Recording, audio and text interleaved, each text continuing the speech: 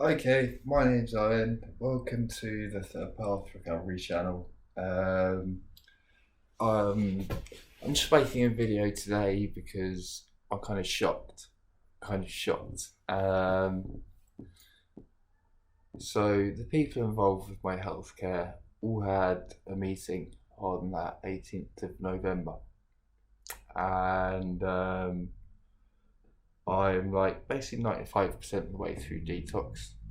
I'm good. I still feel a bit ratty and needs like some sort of mild opiate if I need to like go out shopping or do something to clean the house. But basically, I'm through. Basically, I'm through. Um, and as such, I don't want the prescription of 20 milligrams of buprenorphine and 25 milligrams of diazepam that I was addicted to. That was the full dose I was addicted to. I've basically detoxed from all of it. And of course, now I don't want to get addicted to it again. I don't want to go back through like another month's worth of detox. But in the infinite wisdom of the clinical team that's looking after me, the prescription that I'm going to pick up tomorrow is 20 milligrams of, well, 3 days worth of 20 milligrams of buprenorphine a day and 25 milligrams of diazepam a day. I've just been through detox. I'm like still a little bit rough, and their idea for helping with that is putting a big pile of the stuff that I was addicted to in front of my face, whilst at the same time removing without warning the prescriptions that I did want, which was the pregabalin and the 5 milligrams of nitrazepam, just because they're both very, or in those doses per day, very light, and like having them around for the next couple of weeks to finish the detox and be able to like, get out of the house and do the shopping and stuff would be really useful. I can now do that with what I've been prescribed, but I can do an awful lot more. Like, if I take my full dose of 20 milligrams of buprenorphine tomorrow, like, I am going to be fucked. But, like, yeah, I will be, yeah, I'll be like on the sofa all day, especially if I take the diazepam at the same time. Like, those are quite high doses, like the ceiling dose of buprenorphine. Oh, it has a ceiling dose because as you increase the dose, you have a diminishing rate of return in the effects that it has on the human body, and there's a ceiling to that dose where adding more doesn't change what happens within the body. And that's either 24 or 32 milligrams, depending on who you speak to. My prescription's for 20, so it's quite near the top. So I've just about made it through detox.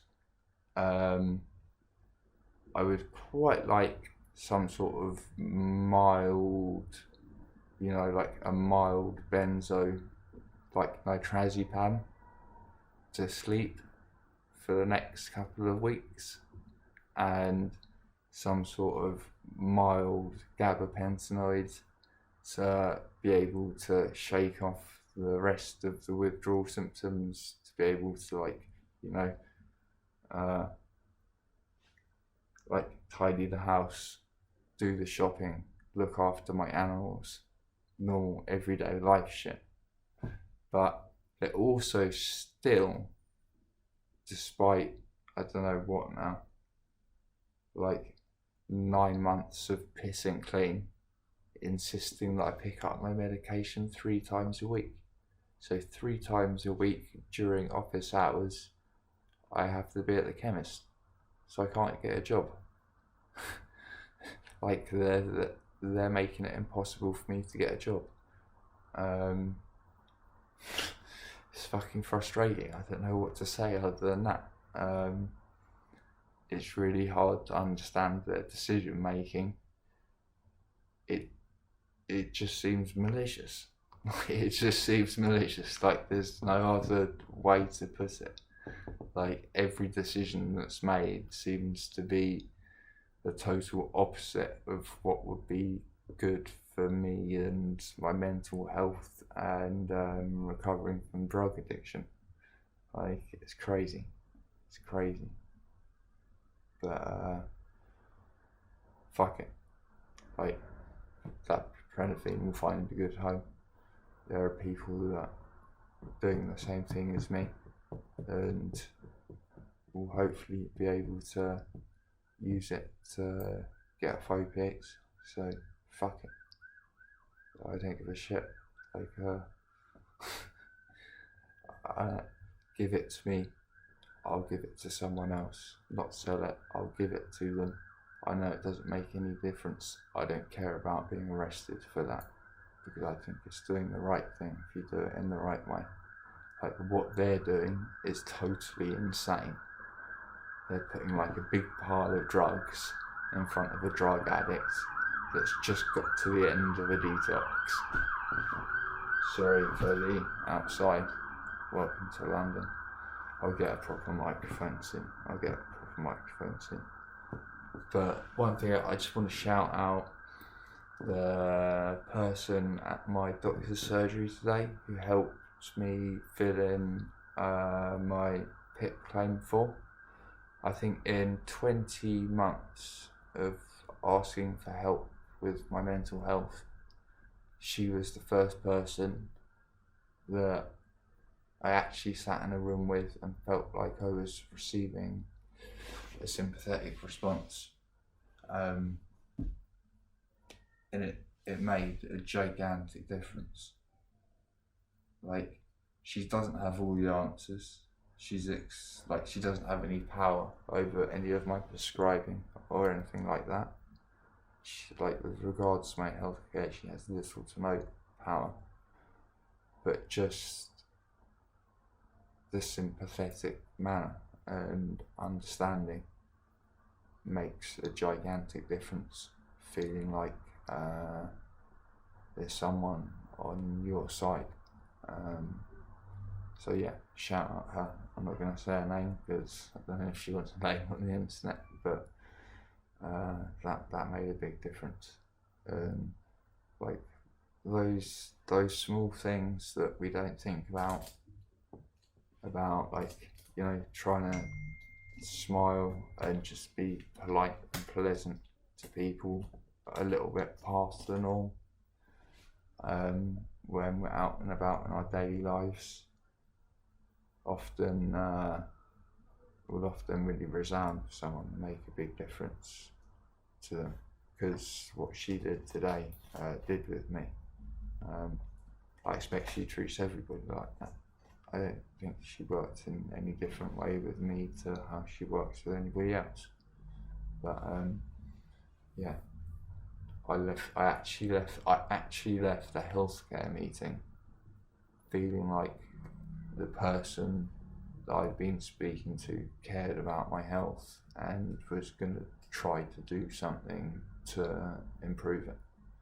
Like in 20 months of asking. So although she is of limited power, shout at her. Like that really helped.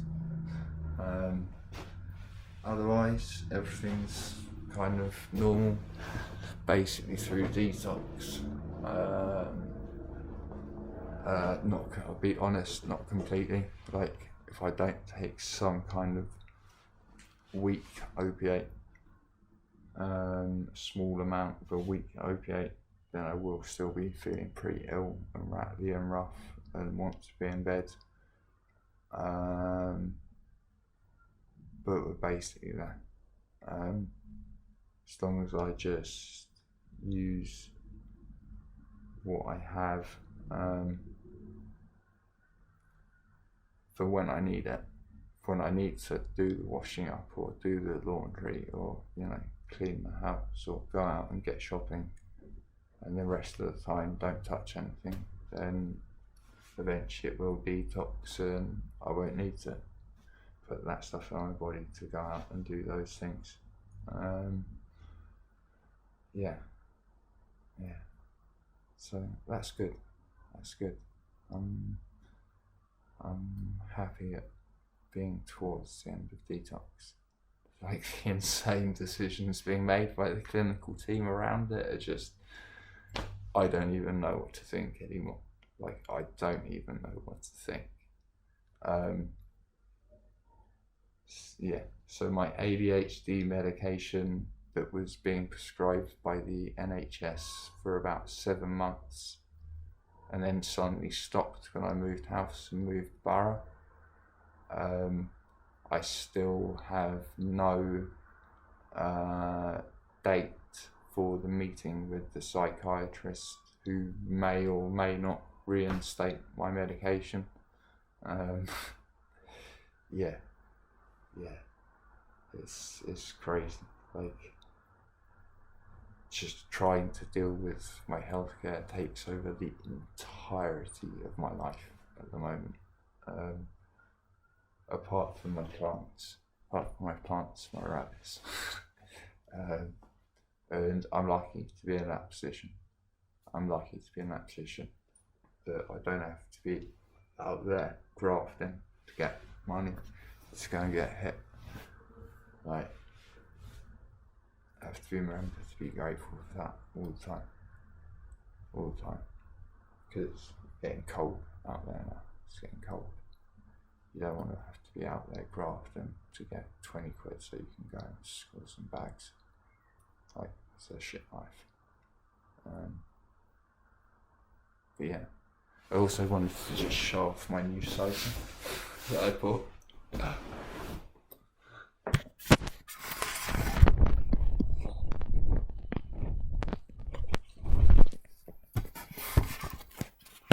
Full corner leather sofa that I've paid absolutely no money for. It's on 4 years interest-free credit with no deposit down. So I thought, why not? Like, you're doing this thing that's hard to give yourself a comfortable space to be in. So yeah, for everyone out there that's struggling, keep going. It gets easier eventually. One day you might feel appalling, and the next day you might feel entirely different. That's how it works for me anyway. So yeah, if this connects with you in any way, if this makes you think of anybody that's part of your friendship group or family, or just in general, if you would like to help raise awareness about mental health and what it's like living with various mental health conditions, then please like and share this video, subscribe, send it to all your friends, even though it'll piss them off. But you'll send it to all your friends and you'll piss them off, but there'll be one person in there it will connect with. I promise you. Like, there'll be one person in there that it connects to, and then hopefully, like, it will start the process in their mind of making the changes that they need to move forward with their life and away from drugs, and how to deal with their mental health if they have mental health issues. So yeah, do it. Subscribe, thumbs up, thumbs down as well if you want to thumbs down. Like, share, subscribe, all that bullshit. You know how to do it now. Yeah. Third party recovery channel. This was the video for today. Oh yeah, I just want to point out that those medications that they've refused to prescribe me, um, if you have a telephone, a brain, and a Facebook account, I could acquire my month's worth of prescription um, for 50 quid plus the delivery fee. And that would be UK pharma grade, exactly the same as if I was going to go and get it from the pharmacy. Um, like, like that's how easy it is. Like, I pick up my phone and send the money to the right wallet of the Facebook account, and then snapshot that and send it, and yeah, it arrives. If you put £10 for next day delivery fee or whatever, you might order at 3 in the afternoon and your medication's here the next day. So their refusal to prescribe makes absolutely no difference to anyone's ability to obtain those medications anyway. And like, they know this. I've told them this. Like, I've told them that I would rather be doing it properly under their care. But they don't listen to that. They don't listen to that. So yeah, it's forced back to the black market to obtain what is required. But like, it's not hard. This ain't gangster shit. Literally, if you've got a phone, a brain, and a Facebook account, then within a day, you'll be able to like find that person that's able to prescribe, that's able to send you benzos, gabapentinoids, maybe some light opiates, all of those things easily available through Facebook.